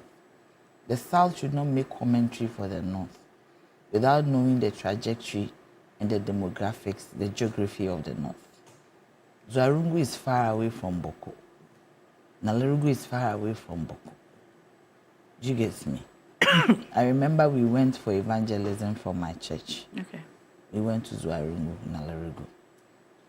We didn't go to Bawku because these are far distances. And if you know the geography of the North, you hear about a certain place. It sounds so close, but the distance between places are so vast. Yes, I learned that during the community manifesto during elections. Did you get me? Yeah. So when we in the South are making commentary about some of these things, we need to have in mind and have some informed decisions or informed, the word is not coming. We should be informed about what we are talking about. We should be well versed. See, when Dr. Z Auntie, yes, please. When he was talking, I was wondering where is he coming from? It is not like Morning Star and Christ the King. Even the logistical support behind that movement, it might be more dangerous than keeping them in the school. I was surprised that they didn't keep the young ones there and made the police or the military stay around, surveillance and all that. These are not children. He's kept saying children. They are senior high school. And sometimes when you go to the north, we have it easy. Sometimes it takes some people more than years to be in the SHS. So you find that somebody who is supposed to be in university is even in SHS. We need to look at the north differently when we are making our commentary. I also have a problem with the way we are, we are stoking the wound. Yeah. If you have a wound and you keep stoking it, instead of trying to heal it and why do we put plaster on the wound? Because an open wound can be infected, and it can be invasive. So when there is a wound, you plaster it. I think the talking is too much. I think it is time we put a blackout. But it doesn't also mean that we will not monitor. Because we have people... Are you referring to media reportage? I'm referring to everybody who is talking. So for me, I'm very circumspect on Bawku. Because I know the terrain of the north. It's not an easy thing. Yes, I'm very, very circumspect on talking about Bawku. If you see, I always avoid it. Because you see, the basis of some of these conflicts that go on is more than what we know. And I believe that it is time for the media to go beyond the curtain, the ironclad curtain, to find out what is causing this. You see, when you get to the bottom of the problem, that is when you start solving the problem. We are all scratching the surface, and we are all talking amiss, not knowing exactly what it is. Some people talking have never passed Kintampo. They live in Accra, they've never passed Kintampo. They don't even know how the north looks like. And it is unfortunate that you hear commentary from such people who don't even understand the ethnicity, the dynamics of the north. Do you get me? And sometimes we even clad all of them together. We're talking about Bawku and Nalugu, we don't know the distances. So you don't make a commentary when you don't know what is on the ground. What is the basis of this shooting? What is the basis of the people being killed? Who is taking advantage of the crisis to do their own thing? I've heard everybody talking, but I haven't heard anybody say that we did an investigation on the ground, and our surveillance and the intelligence that we gathered was that the reason for this shooting in this school is ABCD. A distance that is far away from Bawku. Some people have gone there to go and shoot. Shoot who? How did they get there? Is it an issue even of gangs who have taken advantage of the situation? What is it? You think there may be more to it than we are hearing in the report? But how can people enter a school, as Auntie said here, that the young ones have guns? You see, these are hardened young ones. I'm telling you. I don't speak any language there, but I am more than a northern person. I always this thing that I regret I didn't take one language to learn. But you see, when you go there, we go for evangelism, we go for all manner of things, as in church and as Christians, outreach. Do you get me? My own NGO that I had, the Sparrow's Nest, we used to do a lot of things there. It is a very, very unfriendly terrain sometimes. So we need to be circumspect in the commentary that we run around some of these conflicts. And you see, because of the commentaries that we are running, it is making us if that we are in some big crisis. We have to also even give respect to Otumfo, the revered king of the nation, or in the nation, not of, in the nation. He has been given an assignment to deal with. Do you get me? He did well on Yendi. He delivered on Yendi. That today we have peace. Now he has been given an assignment to do with Bawku. But there is a basis, there is some endemic problem that we have to uproot. When these conflicts start, if you don't deal with some of the endemic problems, the systemic problems, you cannot uproot whatever is going on. And the commentary is getting into the way. And it is festering, it is fostering, and it's helping some people who are benefiting from this conflict. How would people benefit from this conflict? Every conflict that happens, people benefit from it. I don't want to go into, you think that Israel, Gaza, people are not benefiting. Ukraine, why has Ukraine war gone on all this time? Somebody said that even the president himself has become a national, a global superstar.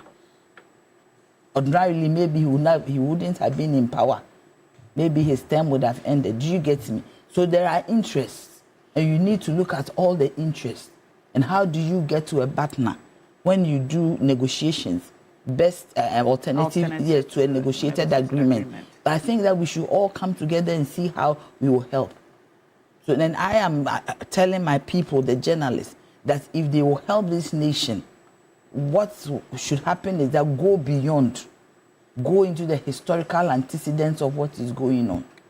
Till you do that, even what the shooting in the school, it is unfortunate. Our condolences to the family of the young ones who had died. But what happened? I'm hearing all these things, move them, migrate them, do this. These are solutions that are not tenable in the terrain we are talking about.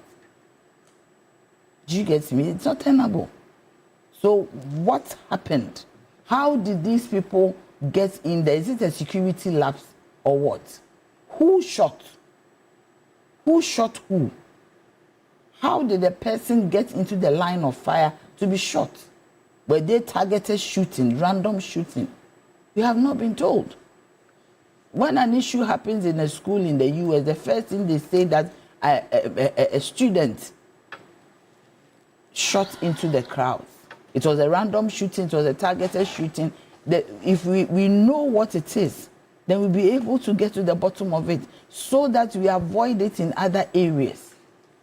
But just evacuating the kids there, we haven't done any serious analysis. But that's not the intervention of the GES. That was a suggestion by Dr. Anti there. The GES say they are going to ensure that the students are able to write the exams and they get all of the security that they need at the centers to write the exam. So what they said was for the SHS 3 students who are able to sit for the upcoming WASI, they are taking urgent steps to ensure that they are able to sit for the exams under safe and fair conditions, and special examination arrangements and secure centers are currently under consideration. My dear, you know early warning signs, something called intelligence. The school themselves, the GES, should have been able to look, you sniff around for the safety of these young ones to make sure that there is no incident, even before it happened. Now, some of these cannot be, I know you mentioned intelligence gathering, but some of these things may not be expected. I mean, from my understanding now of the location of one of the schools that were affected, Nalerigu, considering the location of the school and where the conflict is, I dare say that it will be difficult for the teachers or people on the ground to have expected that students in that school will be, attacked. That's why I'm asking, how did the person even get into the school? Those are questions that Did you get me? Whoever was wielding a gun, were you aware that something was going to happen? That's why I'm asking, is it a random shooting? Is it a deranged person who entered the place? As in some of these high schools, at the end of the day, you find out that the young man or the young woman who shot had a mental issue, had issues at home. We don't even know who shot. We are just saying that, it is because of the Bawku conflict. Exactly. Who shot? Who was the one? And was he from Bawku? Was he from Bawku? And has this anything to do with the conflict? That is what I'm saying. Is somebody taking advantage of the whole situation to do their own thing? Is it a gang issue in the school? Because look at the distances. Okay. Do you get me? So I think that we should do some thorough work so that at the end of the day, we can avoid some of these things. But also, if we really want to know what is going on, let's travel. As journalists, we are always in the eye of the conflict, of the storm. It is part of our work. Let's travel. Me, as a young girl, I went to Liberia. during the war to go and cover. It was dangerous, but we were protected. Do you get me? So I think that we should go there. When we got to Liberia, and from there we came to Budumburam, that is where we noticed what was happening on the ground. Those days you cannot report without having on-the-spot information. You can't do that, sit at the desk for such a crisis and just report. They used to send us to places to go and report, to go and check what is going on, so that when you come back and you report to your show editor or your editor, you will speak on authority. Yes, you speak on authority. So I think it is time that some group of journalists are sponsored, protected, to go and talk to the people, to find out exactly what is going on. And we know the basis of it. I know Tumfo knows what it is. So sometimes we should give him that kind of respect for that and expect that he will do something good out of it. All right. I'm going to cross over now to Zoom, where we've been joined by clinical psychologist Dr. Seth Asafo. He's also an educationist, and so he's a perfect person to be speaking to on this matter. Now, we've spoken about the possible trauma that the students might be going through right now. The GES mentioned this in their report, in their press release. They said that, all right, we thank the government through the Ministry of Interior. They go on and they say that, in addition, counseling services are being strengthened for both students and staff to help them manage the trauma. Now, Doc, thank you for joining us. From where you sit, Doc, can you kindly unmute your microphone? Hello, can you hear me? There you are. Yes, we can hear you now. From where you sit and your understanding of how events like this can affect the mind of a person, a child or a student in a situation like this, what recommendations can you make to the GES, parents and teachers who are watching us this morning? Well, thank you very much. I think that looking at a sudden violence which is unexpected, the most classic response would be a trauma. Now, the interesting thing about trauma is that trauma seems to put the body's survival system in high alert. It's almost like you're anticipating more danger occurring, even when times are calm. Now, one of the biggest challenges for anyone who is in any academic pursuit is when you are in a state of fear, your ability to think very well is also impaired, especially on academic lines, but your ability to survive seems to go up. So for me, I'm seeing a situation where many of our learners are going to be in a state of fear as a concept. And when you are afraid, you just picture being afraid and picture trying to study or trying to do some highly concentrated work. It typically doesn't work well. Now, the other side is if we're trying to stage an intervention, especially in trauma, the protocol for trauma is usually to express the emotion. So for parents, for teachers, is getting the student to talk about their personal or subjective experience of what happened and how it's making them feel. Now, there are a number of classic things that we're looking out for in order to say that they may be suffering a specific, trauma-related issue. Now, in the same light, it's important to also note that not everybody will experience it in the same way. So I heard a number of people talk about these people are hardened. Yes, it's true. But there are other people who might also face it in a very different way. Some may be very comfortable. Some may experience it now and be in a high state of tension. But we also expect that with time, a majority of people will come back to their pre-morbid state. Now, a few people typically would go into what we call a post-traumatic stress disorder, which would be excessive because the symptoms will not seem to become residual with time. But as with our protocol, expressing is the most important thing, and especially if you do it within a group setting, because they will share similar symptoms, everybody feels that dynamic or a sense of belongingness that, okay, so I'm not the only one. And that's really helpful in trauma intervention. So you are suggesting group conversations at the local level? Absolutely. Is this something among that teachers? Yes. From your experience, is this something that we do?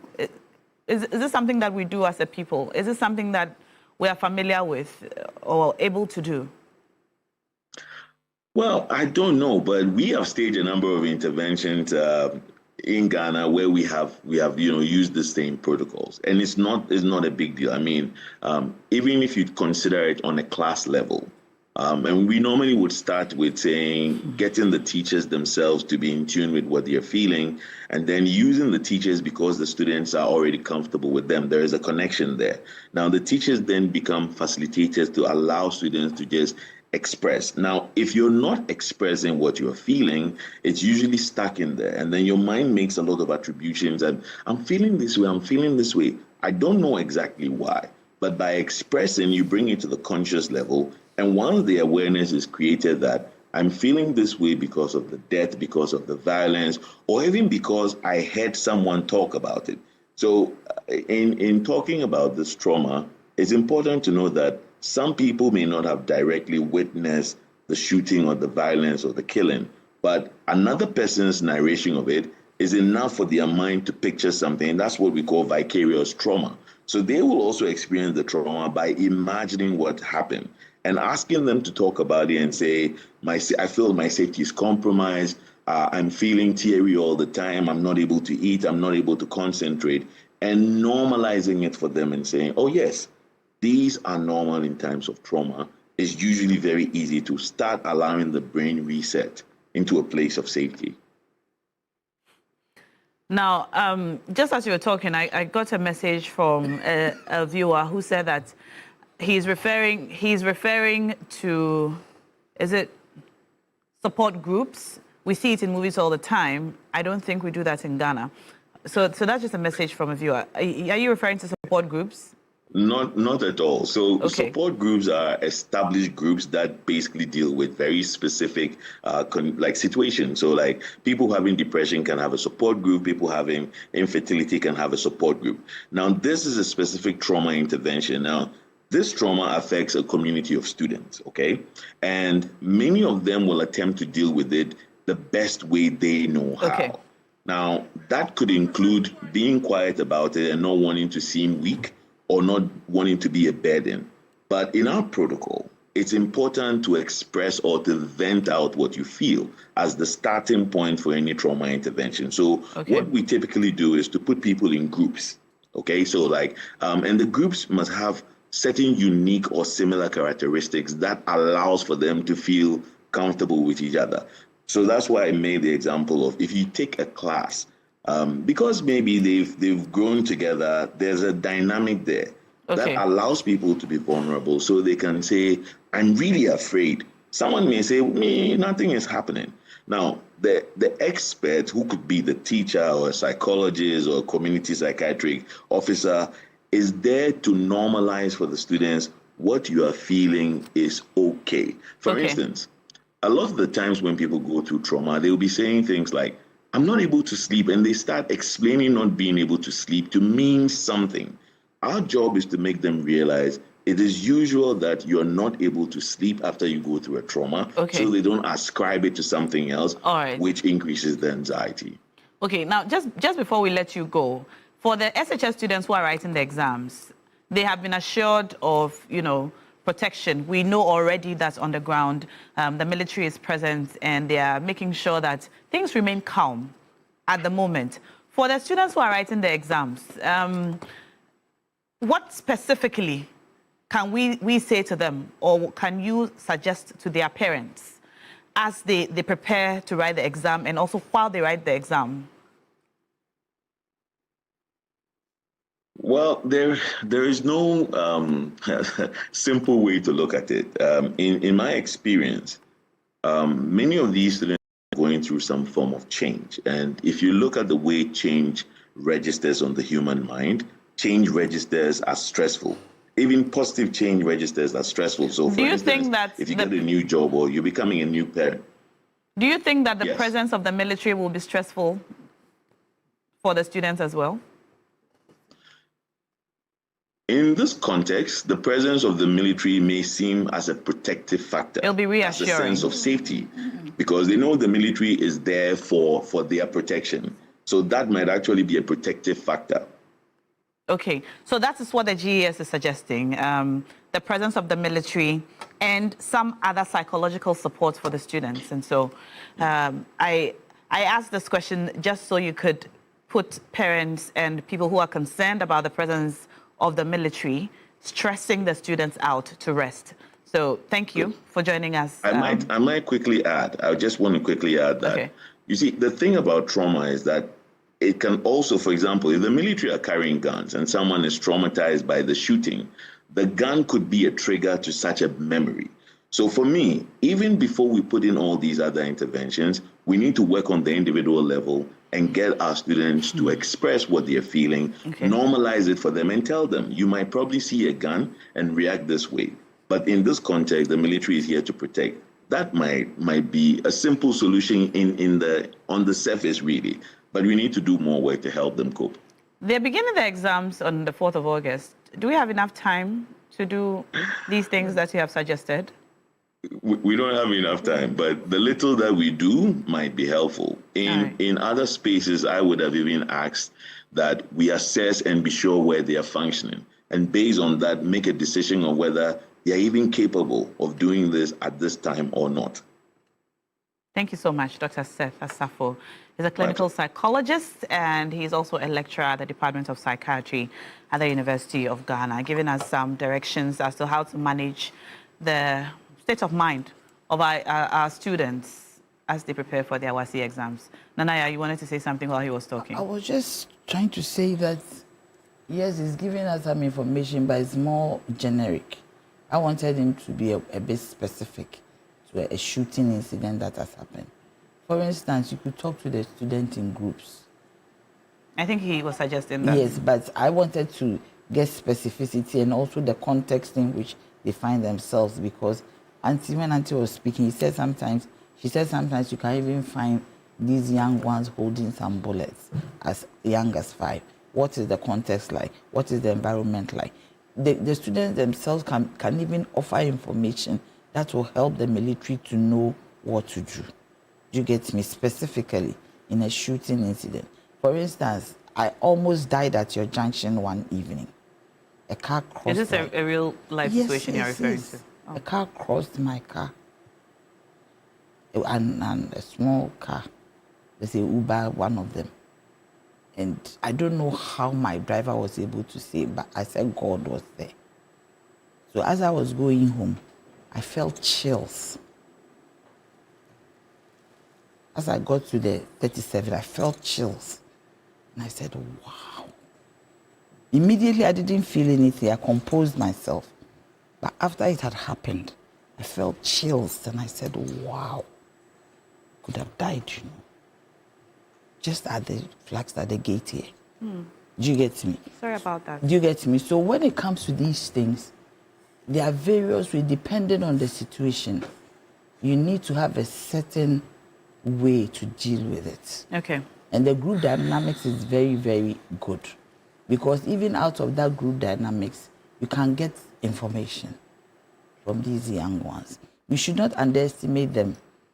They might seem stronger than we think. So we can also even use them to get some info. As you were saying, we don't even know how this whole thing started. Yeah. So the young ones, it's possible they know some of the things they themselves do on campus. So they'll be able to even offer information. And I am urging the military to be very friendly around them. There's a way of doing some of these things. You could even hide your gun, but at the same time you are alert. And they have to find out and even fish out, how did these people enter? For me, it's very important. Fish out who is collaborating with these people to come and do what they did. That's an important question you asked them, Nanaya. Yes. Who are they? Yes. Why did they do it? How did they do it? How did they do it? What have they said? Where are they Especially coming from? Who are they? There's sometimes a lot of misinformation, even when it's armed robbery. You know, people are quick to just say that it's because of the conflict. Yes. When it's, when it has nothing to do with the conflict. All I want to say is that the people of Bawku are one family. We have lived together. We have married. We work together. And this should not have been a problem. But it's because of reportage. People embellish. I was listening to someone on TikTok, a professor something, talking to, I don't know her real name, but Vim lady. And yesterday, I was so angry. You wanted to enter the... I wanted to enter and ask the professor, which Bawku did you go to? He was talking about armored cars with bombs. Bawku, there were armored cars, bombs, and all sorts of things. It's no go, cry. It's not true. We may be fighting, but we are still civil. We are still civil because we know our limits. Young people may not understand, but those who are matured enough understand that this is something that we can solve.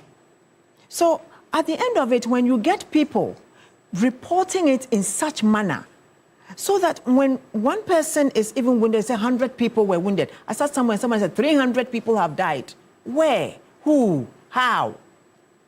Are you getting me? So at the end of it, this whole issue of Bawku has become a topic that when you're discussing, then you should know that you've put your life on hold because anything can happen to you, even if you mean well. You understand? That's why when you say, I said, it's a very dicey situation, and I wish that I wouldn't even have to talk about it, since it has gone to the Asante Hene to see to. You get me? Sorry. Sorry. It happens. It happens. Okay. Sorry. Okay. So, no, but let me say something. You see, it hasn't always been like this, right? Yours truly, as I sit here, yours truly. The Nayuri before this one was Adam Badim Suguru. I have served him before. 72, 73, when the Nayuri visited Accra, it was my dad who paid hosts to him. He was living with us at East Cantonments. Every northerner, be you Dagomba, be you what, came to East Cantonments to pay homage to the Nayuri. You understand? As a young virgin, I was the only one allowed to go in front of him and offer him anything. I am only trying to bring this in because people think that we are so different. No. We give respect to who we have to give respect to. All these times that the Nayuri came was based on the same Bawku issue. Back in the day. Back in the days. And at that time, I said everybody came home to talk about it. And there was nothing like fight. Is the Nayuri the same as the Naba? No, the Nayuri is what we have now is the overlord. The overlord. The overlord of the Mamluk. And I'm saying that he passed on before this one came. Okay. In 1966, when Kwame Nkrumah was overthrown, it was the same person, my dad, who sent a bus to go to Nsawam to bring people who had been sentenced from Bawku. All tribes came to our house. At that time, it was at 37. And he made sure that everybody, whether you were Mampuli, whether you were Busanga, whether you were what, they all came to that house and they were all given medical care and they were all seen off to their various destinations. We have always lived in peace. Chieftaincy or land disputes are always settled in a certain way. We do not have to take weapons, guns, to kill each other when we do not have the power, okay, to settle the issue. So all we are saying is, let us be circumspect with the way we pronounce some of these things and the way we discuss them. Some things are better left to the elders to talk about, not for everybody. I say my part. I am biased towards my part. Another person says it, and the person too is biased towards a Mamprisi because he's also Mamprisi. You understand? But I will say that who is a Mamprisi and who is a Kusag anyway? Because as I sit here, my maternal grandmother is from inside there, in the Mamprisi lane. Do you understand? Okay. So I ask myself then, who am I fighting? You are family. I would want to be able to go to Bawku and walk into Natinga and visit family. And I'm sure they would also want to enter a bus and come to Garu or Patia to visit family. And that is how it is supposed to be. So we as adults and as elders will have to talk to the young ones to let them understand that this is a family duel and let us not be killing one another. There's no point. There's no point in me talking and somebody sends me a message that we are watching you, be careful, or anything. You understand? There's no need for that. That does not happen though. Oh, it does happen sometimes. You come to TV3, we know where you are. But you see, I keep saying that. That's serious. I keep saying that somebody, there's always in times like this. You can use anybody. People will have to be able to stand up and say enough is enough. We should let peace prevail. And then we will also appeal to those who do not know the dynamics to please just keep quiet. If you don't know, don't go and embellish and say that you know. Say that this particular matter, I don't know much about it. But then they come and they make it look like it's a war zone. It's like Rwanda, you know, which was there. And it is not. People are still walking around in Bawku. You know, they get up, they walk, they do what children go to school. But I am surprised at the GES.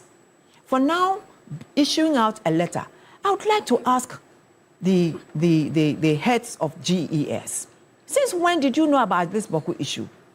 You sat there and teachers left. Teachers left Bawku.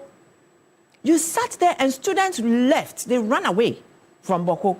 It is now that this thing has come and you've now come with a statement. It was something that you should have done because these young people come to classes. You should have been able to put in measures where teachers would advise the young ones that war is not good. Let's fight. This is the way forward. But you have rather taken your comfort zones. And now that this thing has come, you are now saying that they are traumatized. Everyone in Bawku is traumatized. I have a friend who even when a balloon goes off, jitters, she's not a small girl. She's an adult. She had to leave Bawku to come to Accra. You understand? So these are things that are happening. The trauma is real. And the trauma that we are talking about is just not people getting scared of maybe the sounds of guns and stuff, but the after. Their relationships with people, you know, even that, the psychological trauma of seeing somebody walking even with a gun. Definitely these children are not going to be normal. And definitely the children in Bawku, the women and children especially in Bawku, are having a hard time. And I'm specifically saying Bawku because it's in the center that it's difficult for them to move around freely. You understand? So for some of us, when we talk about it, we are talking about family that is also in there. Family as all of us being family. Why is it that we can be in Accra and be in an office and work together? We work together. Yes. And then we go to the same weddings, we go to the same funerals, we don't say and that. Nothing happens. And nothing happens. So why can't we, as adults, as elders, use the same thing to tell the young ones that enough is enough? Let us settle this thing as family. And let it end. Because somebody is festering it. You know? Yeah, so people, so we must be fighting those who are festering it.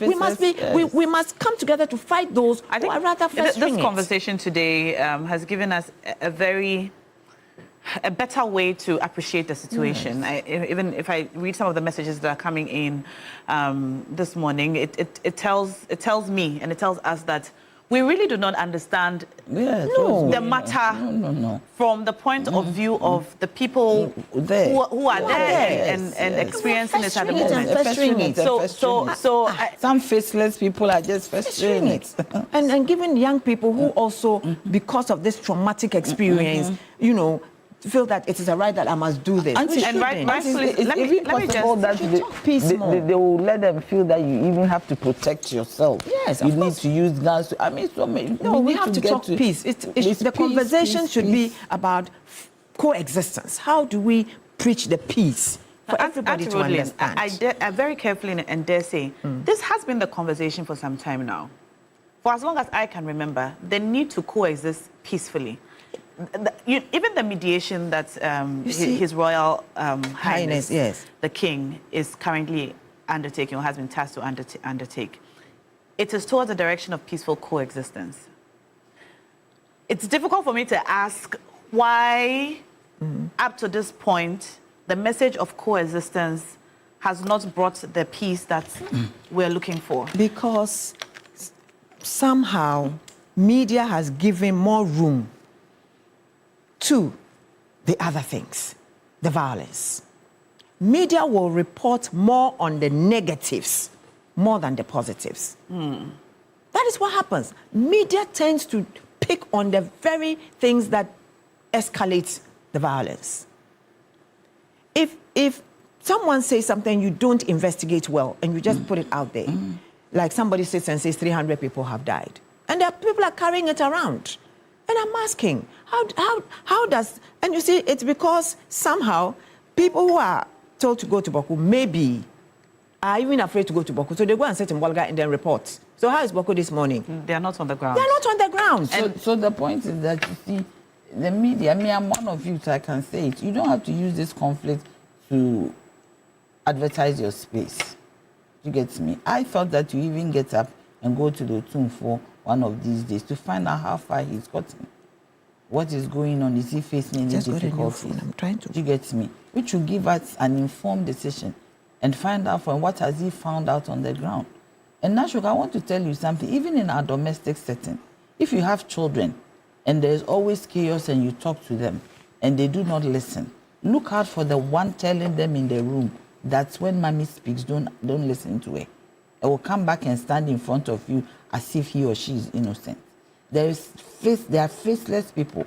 When a conflict is festering, you need to go behind the scenes to find out who are these faceless people who are trying to exist in this conflict. What is their interest? How are they benefiting? What is good for them? Then you need to engage these faceless people. After you have fished them out, you need to engage them to understand that we need peace.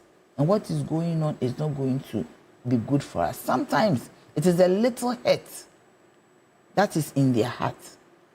Something little, something so insignificant that you'll be surprised that because of this, we've gone through all this. So I think that it's time we engage the people behind the scenes, because hurt and pain and anger make people do all manner of things that are not comprehensible. So we need to find out when brothers fight, when sisters fight, when family fights, you should understand that there is somebody behind the scenes making them fight. So there's the need for us to go back, interrogate carefully, put some intelligence on the ground to find out who are these people who are hurt, who are these people who are angry, who are these people fighting over land, benefiting. The gun runners. The gun runners, who is benefiting? Yes. Like I use Ukraine, I use Gaza. The guns are bought from somewhere. It will never go as long as somebody is making money. And if that person does not reach their limit, they would not stop. So who is doing this? Beyond the peacekeeping, beyond the big military men in there, this thing, who is doing this? That is where you need to do engagements on the ground. Tackle it from the roots. Yes, and find out what it is and deal with it. If somebody is hurt, somebody is angry, somebody thinks that they have been neglected, they have been ignored. Sometimes it is just that. I've been ignored, I've been neglected. Just that. Very, very trivial things that can spark a fire. When a fire is starting in your home, even a matchstick that you didn't put out very well can bring fire to your home. The little things in Bawku must be looked at. All right, let me read some of the messages coming in, and then we will wrap up our conversation on the show for big issues today. Musa Abatwa from Aswasa says, good morning now. The decision by the government to enter Bawku with peace enforcement is the way to go. But government must also enforce the Supreme Court verdict on the Bawku case. Yeah. Those behind the killings of innocent citizens must be treated as enemies of the state. Criminals who take up arms against the nation and those who support them with resources and weapons must also be fished out and punished without mercy. Ghana is a peaceful country, and no group should be allowed to hold the entire nation to hostage through violence and lawlessness. All right? Landlord from Bogadi Line says, condemnations alone are not enough. There should be deterrent punishments. how long will this issue continue? Some people think joining the military gives you, okay, I guess you're referring to the violence that was visited on our colleague journalist from Joy News. All right. Mystic Wonder says, good morning now. Brothers and sisters in Bawku, please allow peace to prevail and do not allow politicians to use you. All right. And he goes on to say some of the things that he thinks are happening, but I would rather not mention the names of any political parties that you have put in your message. The media should propagate good and call for amendments and shortfalls so that we do not blame the escalation of the Bawku chieftaincy conflict.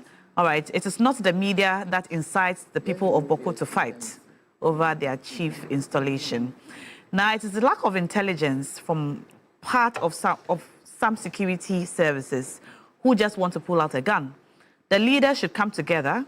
If anyone from any side starts shooting, they should hold that person from that same house to the security services. I think that's what you're trying to say. And Nanaya, you have a lot of greetings this morning. And the government should search each household for guns. Go into the homes and find the guns. If they have no guns, then they will not have guns to shoot anybody. Okay. Now, thank you for the history. History is there for all of us to digest, and I think that goes to Roadlin. Mamprusis are not indigenous to the land. Colonial imperialists can't automatically take settlers overlords against indigenous people. We have explored courts up to the Supreme Court of Ghana. Government knows who the troublemakers are. Let them go for them. Political will. All right. Everyone will run. Survival is on instinct. Okay. Now, thank you for this conversation, and thank you for bringing Auntie Roadlin to explain things to us better. The things that are reported in the press, media, and textbooks is really very inadequate. You should have a full 1 hour discussion on the history of the Bawku conflict and suggestions and recommendations on what we should do moving forward. The GES and the governments really do not know much. They should ask the people on the ground. Bawku and its environs, the Lord Jesus Christ will protect you. All right. Amen. And the messages are endless. So many messages coming in. So many. I cannot read all of them, but I appreciate that you have sent them through. We appreciate all your messages and your contributions to our discussions. Thank you so much, Roadlin Imoro Ayana. Ayana. I keep saying Ayana again. I'll collect a guinea for I keep saying Ayana. And Nanaya Jantwa. We were supposed to talk about road tolls. This is more. Well, I'll give you one word if Coco will allow me. Government. If Coco will allow me. It's good that the tools are back. It's good that they are back. Yes, and also now they are going to use technology to collect it. I mean, everywhere you go in the world, you pay road tolls, and the tolls are used to maintain our roads for us. The only thing that once it's technology they are going to use, it will be faster. And we know that you collect the right amount. Okay. So it might be even more than the 70 million that we used to. And the process will be more transparent. It will be more transparent. So it's a good thing. But I think that I know that the NDC is more prudent than the MPP.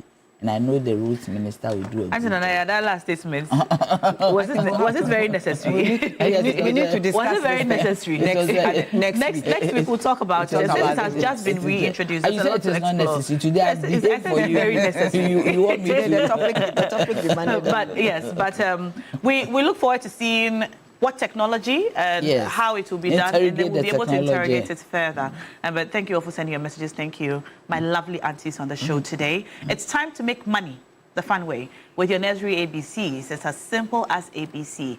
Yep, the ABC game show is here, and all you have to do is dial *262# on your phone. Pick any letter from A to Z, 3 letters, and decide how much you want to stake. You can stake 5 Ghana cedis, and you can win 1 million Ghana cedis, and that's assurance on the ABC game.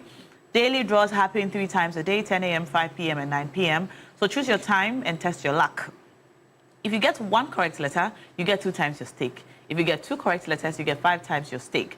If you match 3 letters in any order, you get 100 times your stake. And if you match all 3 letters in the exact order, you walk away with 1,000 times your stake. Now, even if you don't win, you get 10% cash back. So you never lose anything when you play the ABC game. You don't need the internet.